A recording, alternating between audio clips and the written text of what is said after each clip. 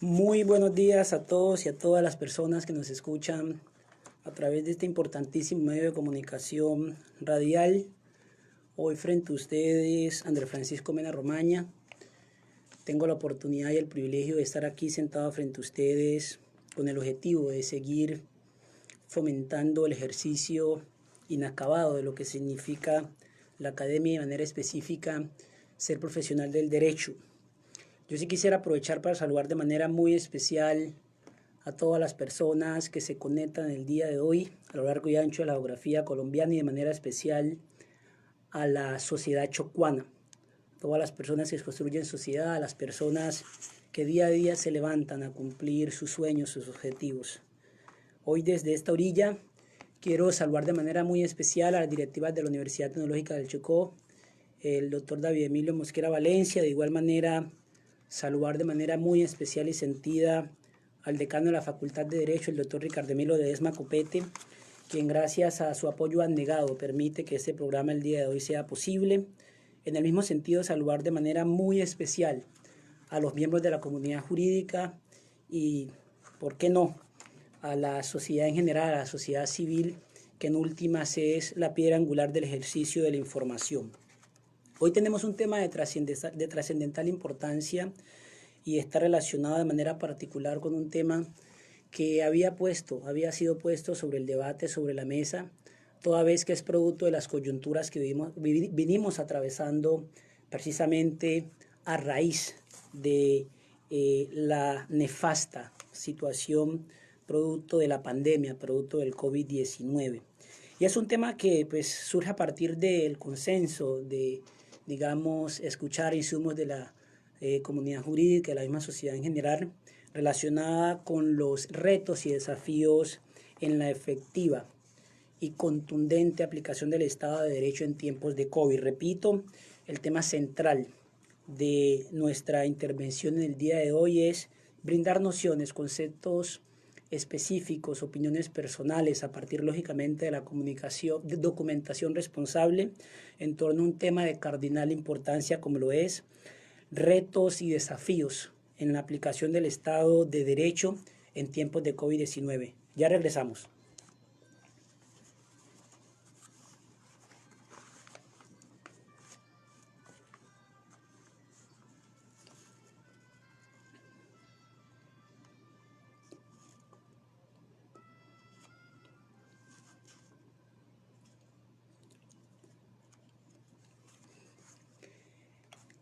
Yo creo que para poder abordar el tema en cuestión es necesario primeramente aprovechar este espacio, aprovechar la coyuntura para reconocer de manera muy especial el ejercicio de expresión ciudadana que se ha realizado en los últimos días, no simplemente en el Chocó, sino en toda la geografía colombiana, reconocer ese trabajo abnegado de líderes sociales, defensores de derechos humanos, que propenden por la exigencia, por la permanente reclamación de derechos fundamentales en beneficio de toda la sociedad chocuana y de manera general de la sociedad colombiana. Existen enormes confusiones por parte de individuos de la sociedad civil, inclusive personas que se encuentran integradas a la comunidad jurídica, y es en relación a reconocer que el derecho a la protesta no es una dádiva, el derecho a la reclamación no es un regalo, es una prerrogativa adquirida producto de luchas históricas en nuestros textos constitucionales, en nuestras codificaciones jurídicas, y de manera particular nuestra Constitución política lo reconoce en su artículo 37, si no estoy mal, me permití leerlo de manera textual: el derecho a la protesta, que es la facultad que tiene toda parte del pueblo a reunirse, a manifestar de manera libre, consciente, insatisfacciones en torno a temas de política pública o gobernabilidad que consideren no están teniendo el devenir normal o el devenir adecuado. De igual manera, no simplemente lo consagra la Constitución política, sino que además de eso otros instrumentos internacionales que reconocen ese derecho a la protesta como un principio fundamental sobre el cual se cimenta el Estado de Derecho. Y de manera particular encontramos que la Declaración Universal de los Derechos Humanos de 1948 reconoce en su artículo 20 el concepto del derecho a la protesta y considera es un eslabón fundamental en la construcción de un Estado respetuoso de las garantías y derechos fundamentales de sus asociados o administrados. La misma Organización de los Estados Americanos, en la interpretación que le ha dado ese derecho a la protesta, reconoce de manera particular que este derecho a la protesta va supremamente ligado, es decir, guarda una relación sinérgica bastante significativa y marcada con el derecho a la libre expresión, que también es reconocido por la Convención Americana de los Derechos Humanos y por nuestra misma codificación constitucional de 1991. De manera particular, este derecho a la protesta, repito, insisto, debe ser garantizado indistintamente de las banderas políticas, indistintamente de los intereses, digamos, político-electorales. Lo importante es que la sociedad se sienta identificada y que sea una manifestación libre, natural y genuina. Ya volvemos con nuestro tema objeto de debate.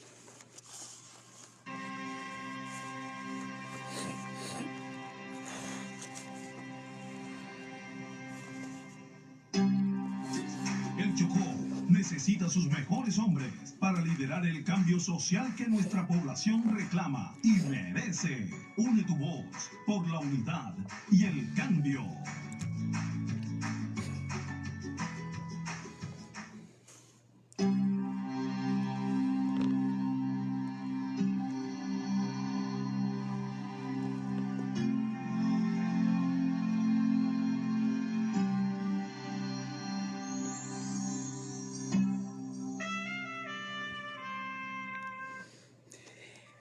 Para desarrollar nuestro tema en cuestión, repito, el tema que hoy vinimos a abordar es un tema relacionado con los retos y desafíos en la aplicación del Estado de Derecho en tiempos de COVID-19.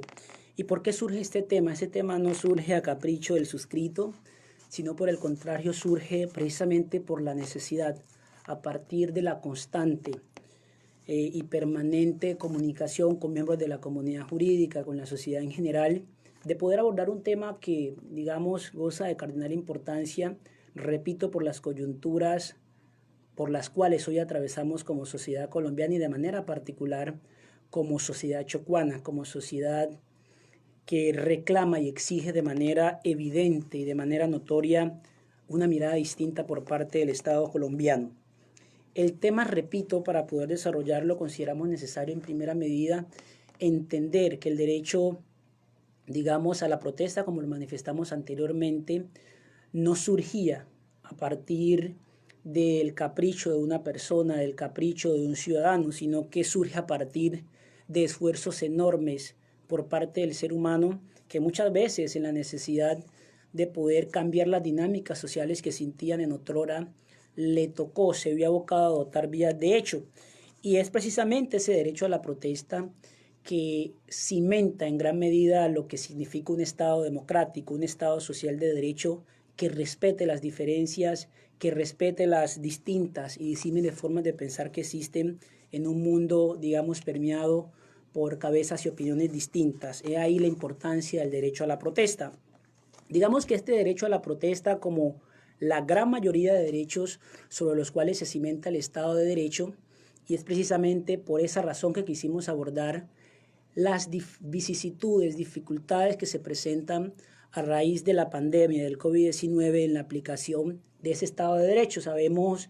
que en una hora no es suficiente para poder brindarles a ustedes los suficientes insumos para poder desarrollar la temática de manera completa, pero al menos, digamos, brindaremos opiniones generales, concesiones personales y conclusiones a las que hemos llegado a partir, repito, de la documentación responsable y de la, digamos, mínima lectura que hemos podido realizar en torno a este, digamos, enorme mar de ignorancia que nos caracteriza a los que hacemos parte del mundo jurídico. Primero decir que la gran mayoría de derechos sobre los cuales se cimenta el Estado de Derecho surgen a partir precisamente de luchas históricas, de la adopción de medidas, de vías de hecho. De manera particular encontramos que la Declaración de Virginia de 1776 que resulta ser el antecedente más próximo a la Declaración de los Derechos del Hombre y del Ciudadano de la Revolución Francesa de 1789, lo que permitió en gran medida es izar las banderas de un ser humano libre. A partir de izar esas banderas de un ser humano libre y como consecuencia precisamente de esa declaración, se da lo que a día de hoy conocemos como la Declaración de los Derechos del Hombre y del Ciudadano,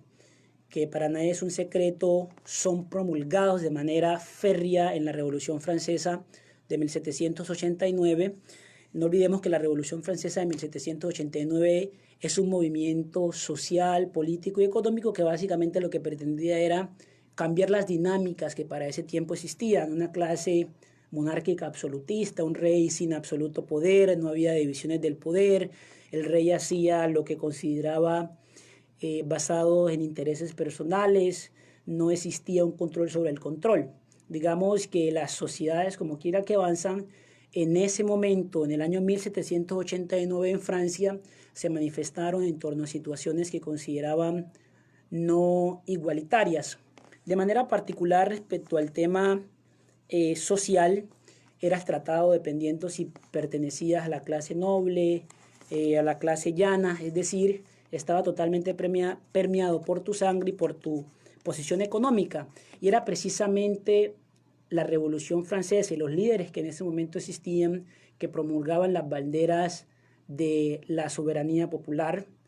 defender de manera férrea la libertad de ese ser humano, pero sobre todo de manera particular la promulgación. Óigase bien, ese era el principal objetivo de la Revolución Francesa, la promulgación de los derechos del hombre y el ciudadano, que, insisto, surge a partir de esa Declaración de Virginia de 1776, específicamente en junio, que propugnaba por la materialización de ese, para muchos, a día de hoy, utópico idealismo de un ser humano libre, pero que debe ser, digamos, el motor que nos insta a seguir intentando poder crear condiciones de igualdad en toda la sociedad chocuana, colombiana y mundial. De manera particular, digamos que esa Revolución Francesa trajo como consecuencia enormes declaraciones, es decir, cuando se humaniza la existencia del hombre, posteriormente, mucho más acá en el año 1948, se genera o se promulga lo que se conoce como la Declaración Universal de los Derechos Humanos de 1948. Digamos que es una declaración, digamos, bastante significativa, toda vez que de hecho, según escritores, ha sido traducida en más de 500 idiomas, consta alrededor de 30 articulitos, más o menos si no estoy mal, y digamos ha sido la inspiración de más de 70 codificaciones de tratados internacionales a lo largo del mundo, es decir, goza de una relevancia, una importancia supremamente marcada, porque es, digamos, la base sobre la cual se cimentan la gran mayoría de constituciones y codificaciones jurídicas a lo largo y ancho de la historia y de manera particular de nuestro país. Esa Declaración Universal de los Derechos Humanos de 1948, digamos, permite cimentar lo que hoy conocemos como Estado de Derecho. Para hablar del Estado de Derecho es necesario entender que ese Estado de Derecho naturalmente, digamos, propugna o propende por poner como eje central de su andamiaje a la persona. En el programa pasado, donde tuvimos la oportunidad de abordar el concepto de responsabilidad patrimonial del Estado, de manera clara dijimos que precisamente esa responsabilidad patrimonial del Estado surge a partir de que el ser humano es, repito, la piedra angular de toda actividad estatal, su bienestar, garantizar el interés general, garantizar principios de igualdad, garantizar el derecho a la libertad, humanizar la existencia humana, digamos, que es la función, el objetivo principal de ese Estado social de derecho, y que ese Estado social de derecho consigna de manera particular como bandera algo que se llama derechos humanos y derechos fundamentales. Entendido estos derechos humanos naturalmente como esa condición de universalidad, de imprescriptibilidad, que permite que los seres humanos puedan ser tratados precisamente como personas indistintamente de la situación en la que se encuentren, indistintamente de la posición geográfica, de los colores y banderas políticos. Digamos que esta es una pequeña, muy pequeña génesis del por qué estos derechos con los que hoy contamos y de manera particular los que hoy se revisten de cardinal importancia producto de las protestas que de manera permanente se vienen presentando, resultan ser muy trascendentales para el tema en cuestión. Pero no simplemente el derecho a la protesta encuentra real importancia, sino otros derechos que desafortunadamente no están siendo debidamente aplicados precisamente producto de la contingencia de la situación adversa, inesperada e imprevista, como lo fue la pandemia y su consecuente expansión en el ámbito global. Ya venimos un momento con el tema y el desarrollo de manera particular de nuestro tema.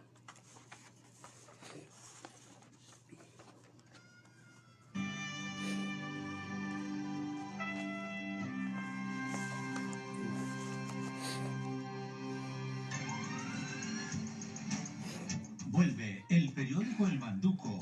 el que golpea a los torcidos, ahora en su versión digital a través de la página web www.elmanduco.com.co. Periodismo reflexivo, crítico y satírico, al mejor estilo de su fundador, Carlos Díaz Carrasco.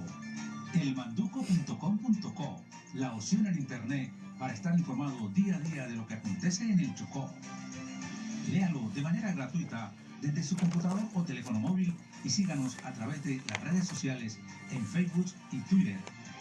Elmanduco.com.co. Periodismo digital al servicio del pueblo chocuano. Director John Díaz Cañadas.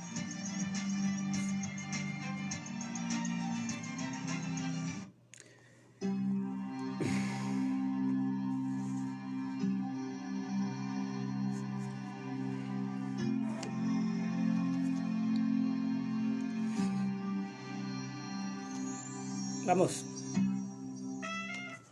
Lo vemos aquí con el tema en cuestión en relación con nuestra temática de estudio y de manera particular y especial de la situación de emergencia de la pandemia del COVID-19 y que han hecho que el Estado de Derecho relativamente o de manera justificada se haya visto afectado en su normal y natural funcionamiento. Lo primero es decir que la situación del COVID-19 genera afectaciones al normal funcionamiento estatal, afectaciones que pues deben ser, digamos, resueltas, solucionadas con la adopción de medidas por parte del gobierno central y de los diferentes entes territoriales, llámese gobernaciones y alcaldías, con el objetivo de poder mitigar, de poder paliar en el mayor o en la mayor medida posible la situación inesperada como lo es una pandemia. Y pues hay que agregar un punto supremamente interesante y es que no teníamos, un antecedente muy cercano respecto al manejo de esta situación realmente compleja. Esas medidas que se adoptan lo que pretenden naturalmente, como quiera que es una situación o un fenómeno de salud pública, poder garantizar la vida, la integridad física, el derecho a la salud y sobre todo, y es un tema realmente importante, el, trauma, los efectos psicológicos que causa para las personas o la sociedad civil, el tema de una pandemia y mucho más cuando se presenta de manera inesperada como la que tuvimos a raíz del COVID-19. Las medidas que adopta el Estado, por lo general, o los estados, no simplemente latinoamericanos, sino a nivel mundial, son el distanciamiento social, es decir, de manera específica entramos a cuarentena y actividades, digamos, que son suspendidas de carácter público y privada precisamente para evitar la expansión de esta enfermedad. Todas estas situaciones naturalmente generan tensiones que pues para muchos juristas podrán decir son tensiones justificadas respecto a la restricción de otros derechos, como lo son el derecho a la locomoción, a la libertad de expresión y a la manifestación, digamos, pública, es decir, a la reunión permanente de personas para el ejercicio de una actividad. Si bien estas situaciones se producen naturalmente en estados de excepción, es decir, en estados donde no existe la palabra, digamos, que se denomina algo ordinario,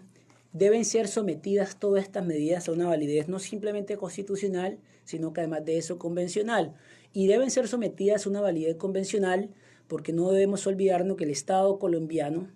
producto de la ratificación de la competencia de la, digamos, facultad contenciosa de la Corte Interamericana de los Derechos Humanos y previa, digamos, aceptación de el convenio o la Convención Americana de los Derechos Humanos de 1969 o Pacto de San José, reconoce de manera abierta la competencia contenciosa de la Corte Interamericana de los Derechos Humanos y de manera particular la eficacia de ese convenio internacional o tratado internacional que por bloque de constitucionalidad empieza a tener eficacia, digamos, jurídica y material dentro del ordenamiento legal y constitucional colombiano, digamos, como para contextualizar un poco, no simplemente a los miembros de la comunidad jurídica, sino también a la sociedad en general que nos escucha a través de este importantísimo medio de comunicación. Esta pandemia de manera particular afecta derechos no simplemente fundamentales, sino en mayor medida derechos económicos y sociales, como lo son el derecho a la salud, el derecho a la alimentación, que digamos resultan ser de una importancia superlativa, toda vez que sin ellos naturalmente el ser humano no puede vivir con dignidad. Por ejemplo, decía la OMS, la Organización Mundial de la Salud, que si bien la afectación del derecho a la alimentación no curaba una pandemia, una persona sin alimentarse no podría tener un sistema inmune óptico, lo que muestra entonces que si bien es necesario restringir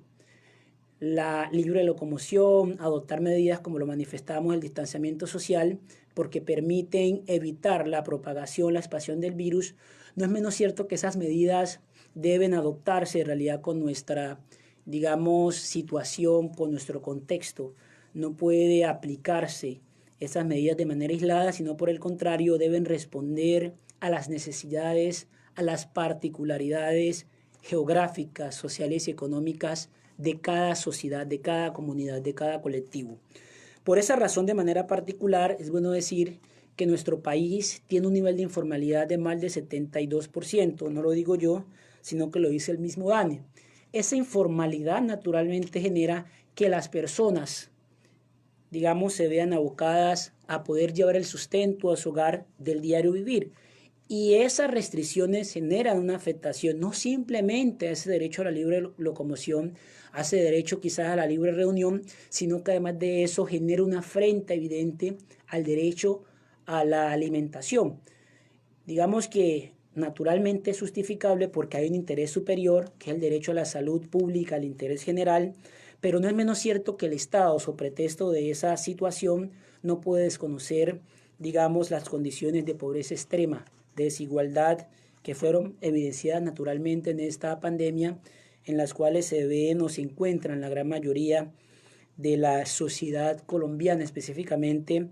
las que se encuentran acentuadas en zonas periféricas.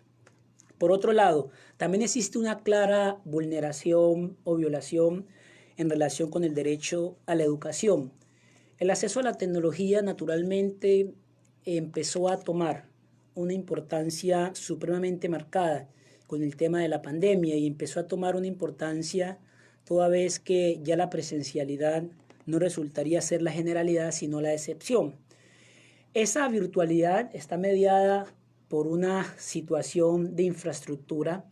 que naturalmente no es la mejor y mucho más en nuestro país y de manera particular en nuestro departamento del Chocó. Si tenemos zonas donde ni siquiera existe energía eléctrica, imagínense, lugares donde no existe conectividad, lo que afecta de manera evidente el derecho a la educación, para muchos el derecho a la igualdad, lo que naturalmente exhorta al Estado a adoptar todas las medidas presupuestales, administrativas, legislativas necesarias para poder brindar el derecho a la educación, que si bien para muchos no es un derecho fundamental y de hecho no ha sido reconocido de manera abierta por la Corte Constitucional,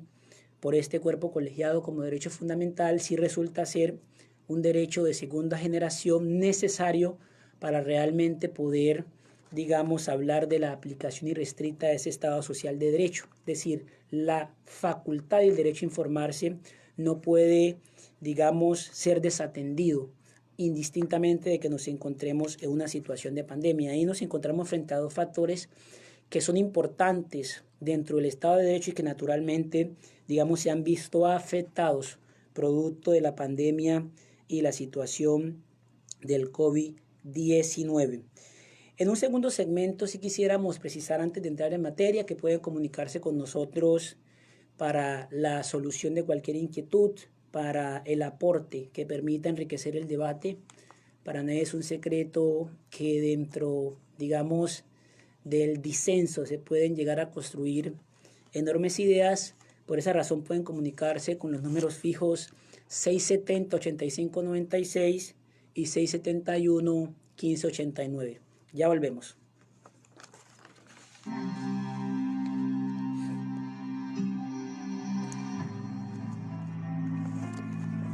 Cada día en Colombia, 7 mujeres pierden la vida por cáncer de cuello uterino. Esto no debería estar pasando. El cáncer de cuello uterino se puede prevenir y eliminar. Podemos hacerlo. Sigue estas 3 recomendaciones. Primero, citología una vez al año. Segundo, prueba del virus del papiloma humano. Tercero, vacuna contra el virus del papiloma humano. Si tienes más inquietudes, contacta a la Liga Colombiana contra el Cáncer o a cualquiera de sus 32 sedes, ubicadas en tu ciudad o municipio. Y en marzo, conéctate con nuestras jornadas educativas, virtuales y gratuitas. Informes en www.ligacancercolombia.org. Apoya la Red de Radio Universitaria de Colombia. Vuelve el periódico El Manduco, el que golpea a los torcidos, ahora en su versión digital a través de la página web www.elmanduco.com.co. Periodismo reflexivo, crítico y satírico, al mejor estilo de su fundador, Carlos Díaz Carrasco. Elmanduco.com.co, la opción en internet para estar informado día a día de lo que acontece en el Chocó. Léalo de manera gratuita desde su computador o teléfono móvil y síganos a través de las redes sociales en Facebook y Twitter. Elmanduco.com.co, periodismo digital al servicio del pueblo chocuano. Director John Díaz Cañadas.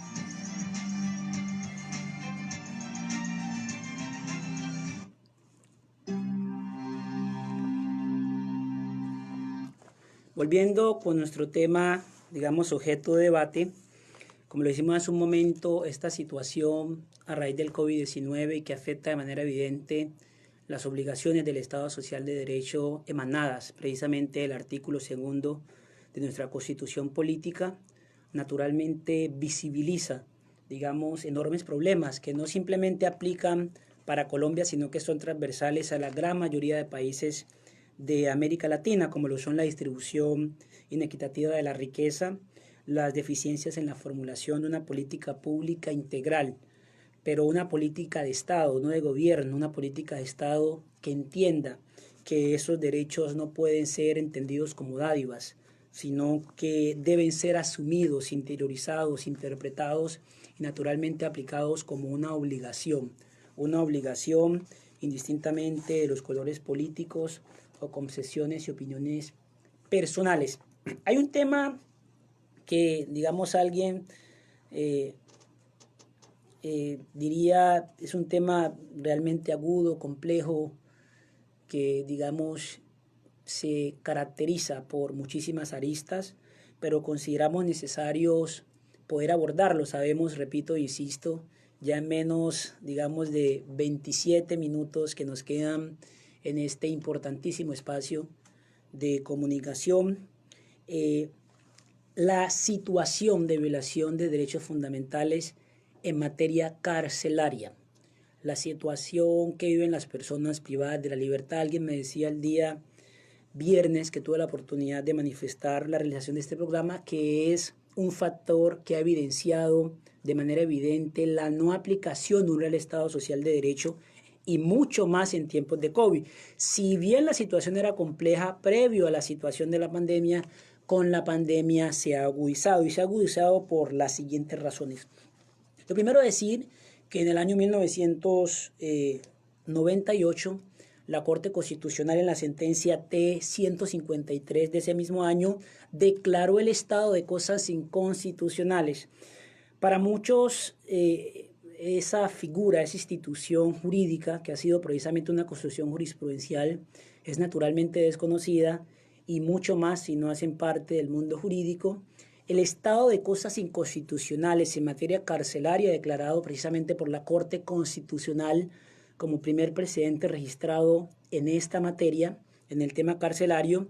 lo que pretendía era mostrar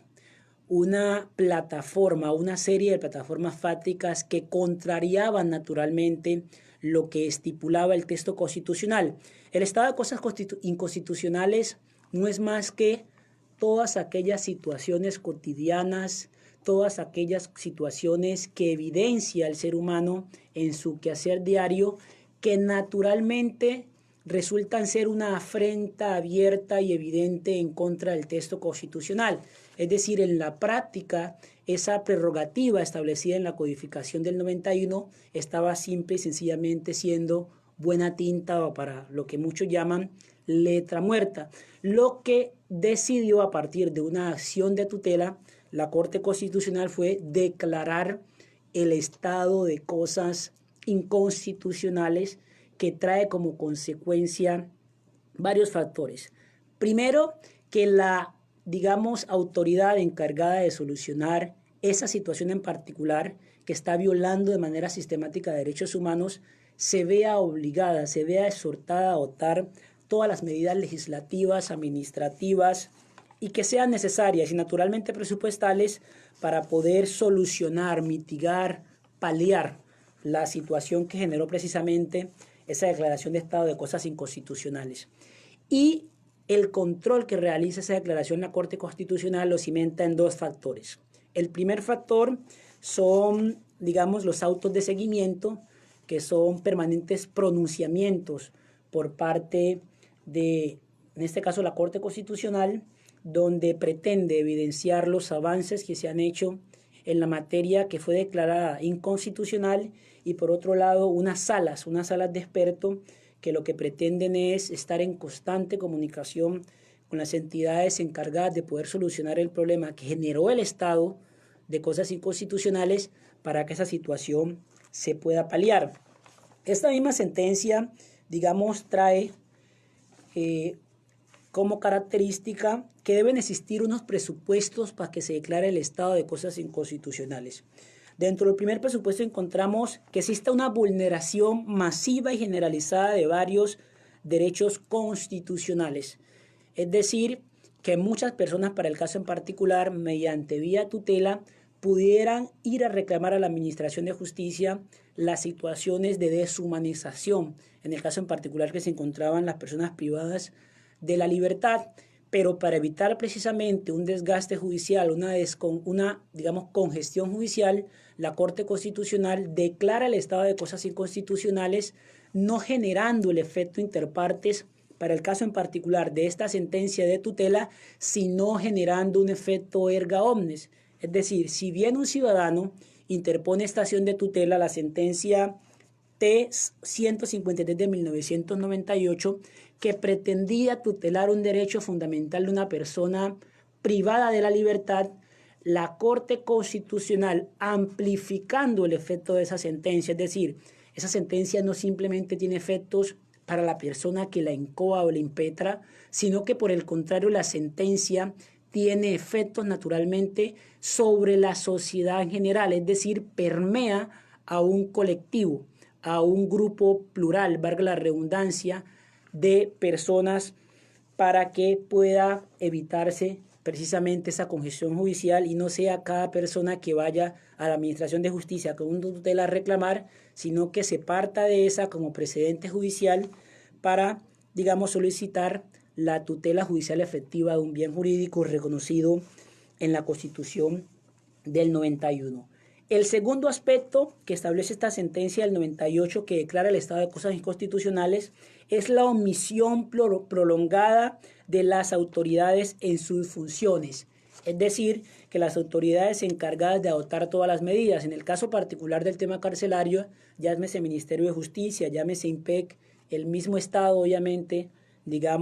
representado en el Ejecutivo, debe adoptar todas las medidas presupuestarias para poder evitar las violaciones que se viven presentando de manera permanente en los centros penitenciarios y carcelarios. Por solo dar una cifra,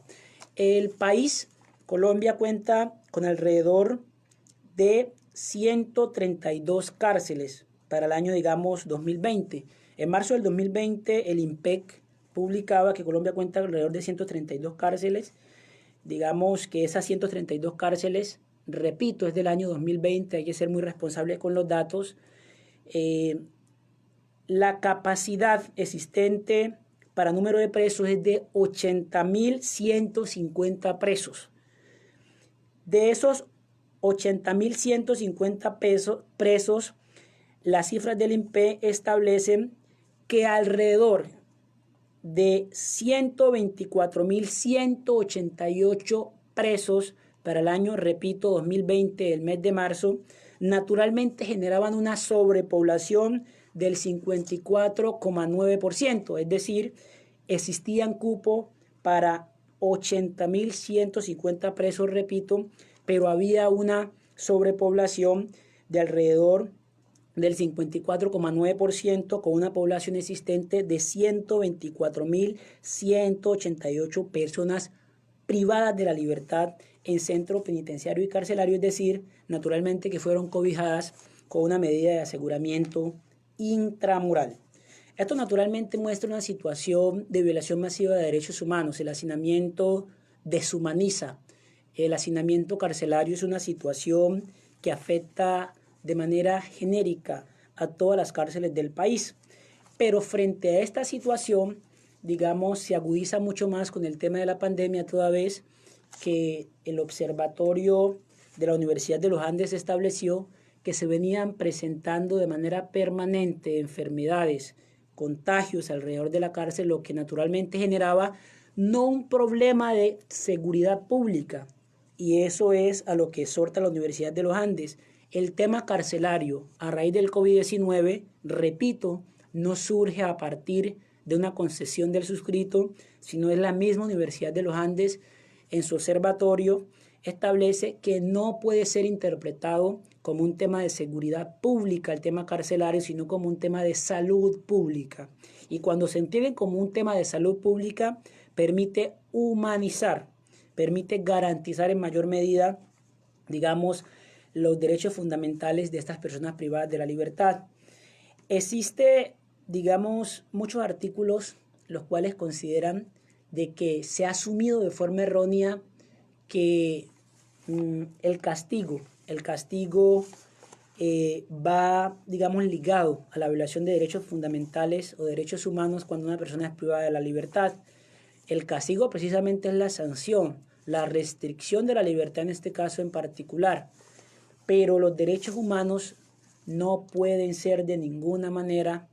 violentados o transgredidos indistintamente de las situaciones en las cuales hoy nos encontramos. Un momento, ya regresamos.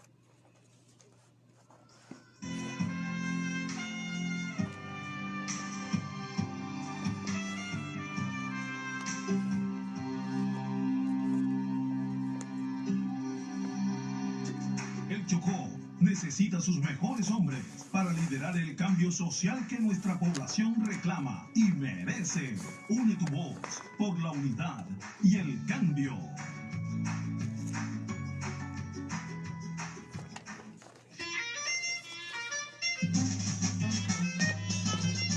En Delicias del Atrato, el emprendimiento fue un sueño cumplido. Se disparó. Ahora desde el medio atrato, en ese bello rinconcito de Boca de Amé, asistida por mano de mujer, sigue produciendo las delicias del famoso piche patrimonial, el novedoso chevirrón, la deliciosa miel pura de caña con plantas aromáticas, el refrescante y auténtico guandolo o guarapo, para tomarlo bien frío, y las infaltables deliciosas panelitas de coco y papaya. Delicias del Atrato le ofrece un combo artesanal de aromas y sabores de nuestra selva tropical, 100% naturales, higiénicamente bien presentados para cualquier ocasión. Encuéntralos en Quibdó, en la tienda verde de Coechocó, carrera primera número 2418, o al 321-459-7787. en la tienda de artesanías Chocuanas, al lado de la Cámara de Comercio. Carlos. 322-609-5136 o directamente al teléfono 311-385-6403. Delicias del atrato de boca de Amec, productos 100% naturales.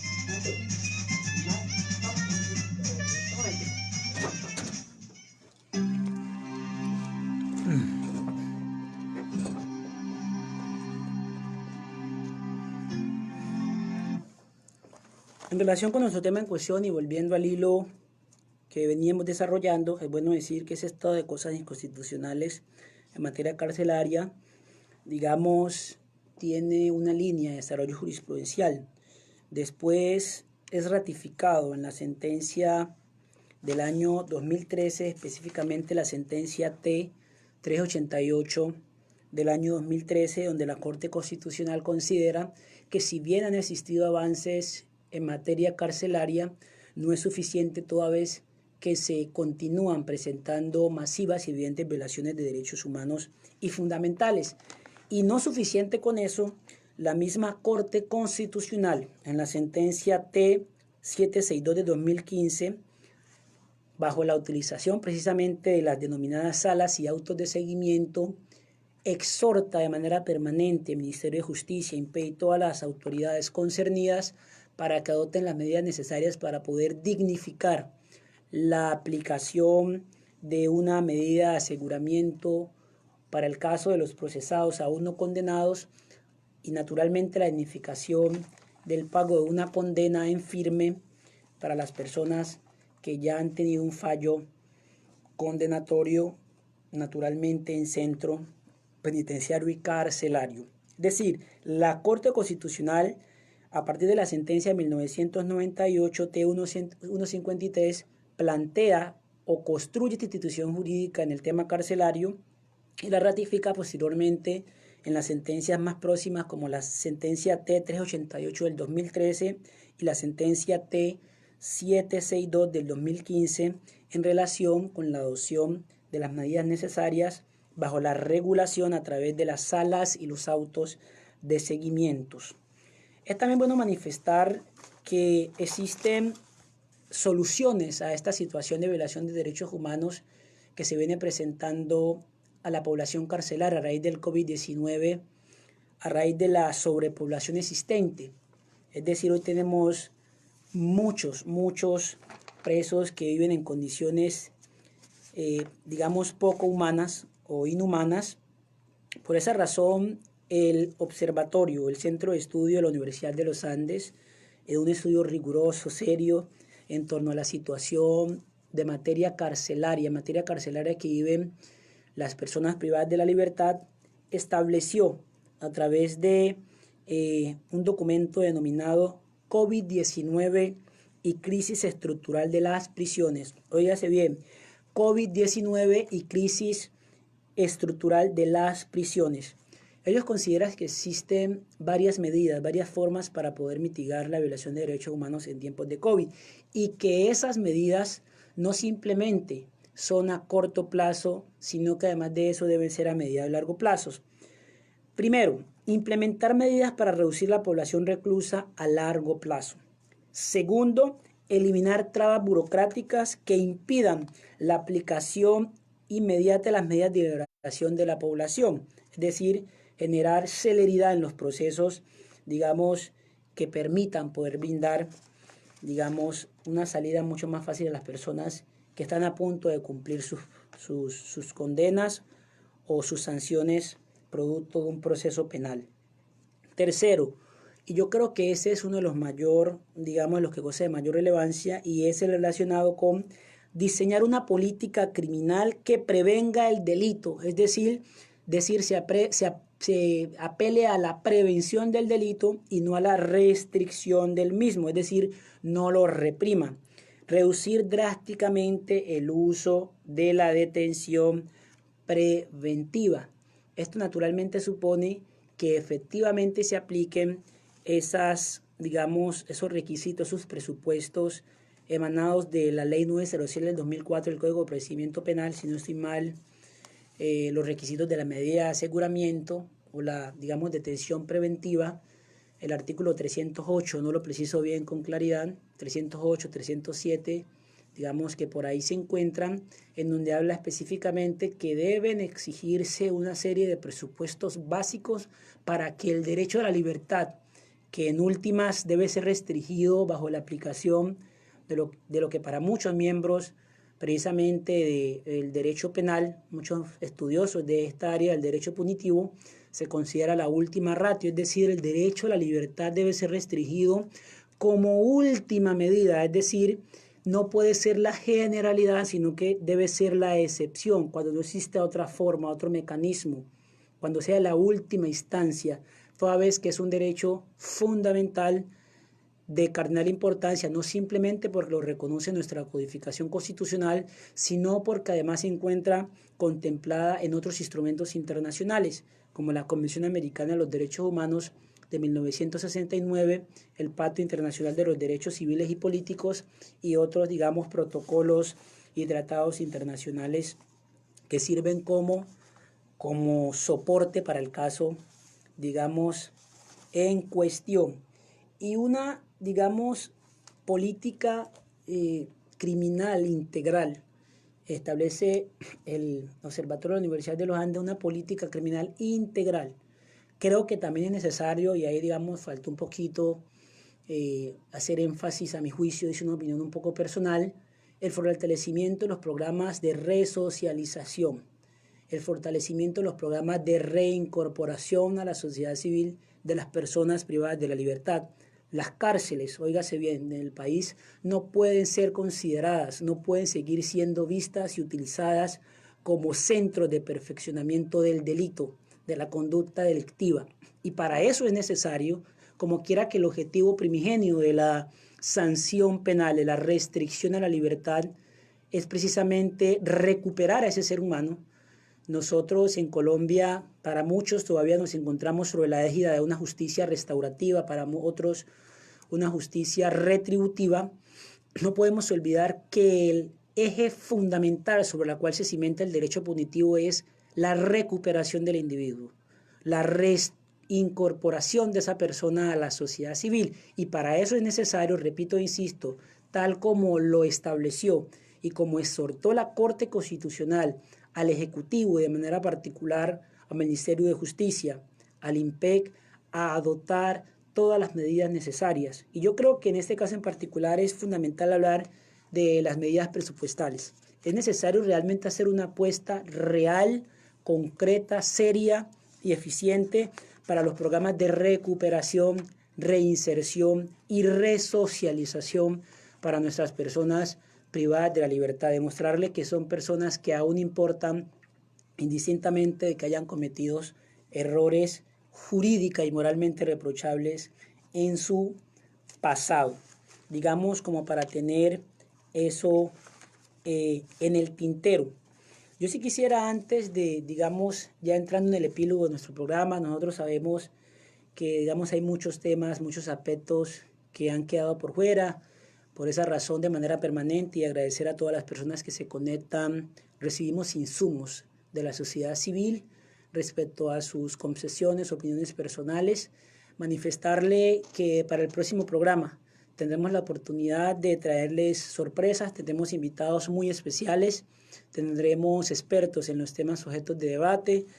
Pues desafortunadamente hoy íbamos a contar con la presencia del señor defensor del pueblo regional Chocó, el doctor Luis Enrique Murillo Murillo, quien de manera personal nos manifestó y me manifestó en el caso en concreto al suscrito no poder asistir el día de hoy producto de sus naturales actividades laborales, pero que se encuentra próximo, una próxima oportunidad, poder abordar un tema como lo es retos y desafíos en la aplicación de derechos fundamentales, derechos humanos de manera especial, que digamos es la misión, el objetivo principal, la bandera misional de la Defensoría del Pueblo Regional Chocó, la protección, promoción y prevención de los derechos humanos de los ciudadanos colombianos. También tendremos invitados del área penal, fiscales, tendremos invitados como lo es del área de familia. Abordaremos más adelante temas relacionados con violencia intrafamiliar en tiempos de COVID-19 y otros temas que, digamos, resultan ser de una importancia indiscutible para los que hacemos parte de la comunidad jurídica, pero también para las personas que nos escuchan a todo lo largo y ancho de la geografía colombiana y de manera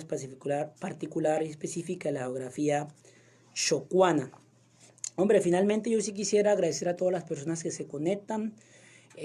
no dejar de lado esos tres aspectos fundamentales que mencionamos hoy: el derecho a la alimentación, el derecho a la educación, el derecho a la salud, que se ha visto afectado y ha evidenciado problemas estructurales en materia, digamos, en la prestación del servicio eficaz del derecho a la salud, que es un derecho fundamental. Naturalmente se reclamaba anteriormente en conexidad con otros derechos, pero la misma Corte Constitucional estableció el rango de derecho constitucional de esa prerrogativa establecida en nuestra Constitución, y es que el derecho a la salud, como lo dijimos, el derecho económico y social a la educación, el derecho a la alimentación, el derecho de las personas que se encuentran privadas de la libertad, son derechos los cuales cimentan de manera natural el adecuado y efectivo ejercicio del Estado social de derecho, y que indistintamente, óigase bien, de la situación coyuntural por la cual atravesamos a raíz del COVID-19, no pueden ser desconocidos, toda vez que aún, repito e insisto, en estados de excepción, la misma Convención Americana de los Derechos Humanos y de manera particular la Corte Interamericana de los Derechos Humanos, que es la máxima intérprete de este texto o de esta codificación, estableció que precisamente aún en los estados de excepción no se pueden restringir derechos fundamentales. Finalmente, agradecer a nuestro amigo Carlos Arturo Bienaños, que nos hace ya el control máster, a todas las personas que nos escucharon el día de hoy. Sabemos que este es un ejercicio inacabado, hay muchos temas por abordar, seguiremos, digamos, llevando a ustedes información mínima, nociones básicas en torno a los temas de cardinal importancia, y seguir aprovechando la oportunidad para recomendar, antes de irnos, un libro, repito, en el cual soy coautor, y aprovechar este espacio para, digamos, hacerle una pequeña publicidad. El libro se llama Discusiones dialécticas sobre convencionalidad y constitucionalidad, donde, repito, tengo la oportunidad de ser coautor con el abogado, colega y amigo, el doctor Luis Alberto Rivas Mosquera y el doctor William Jeffer Vivas Lloreda, personero de Medellín, donde, digamos, de manera humilde emitimos un mensaje en torno a un tema como lo es el matrimonio desde una perspectiva constitucional y convencional, que en algún momento lo abordaremos y lo desarrollaremos. Finalmente, muchas gracias a todas las personas que se conectaron. A ustedes decirles que la educación debe ser la piedra angular sobre la cual se cimente nuestras actividades diarias en ese ejercicio inacabado de formación. Dios les bendiga siempre. Estaremos atentos. Hasta la próxima. Chao, chao. Doctrina jurídica.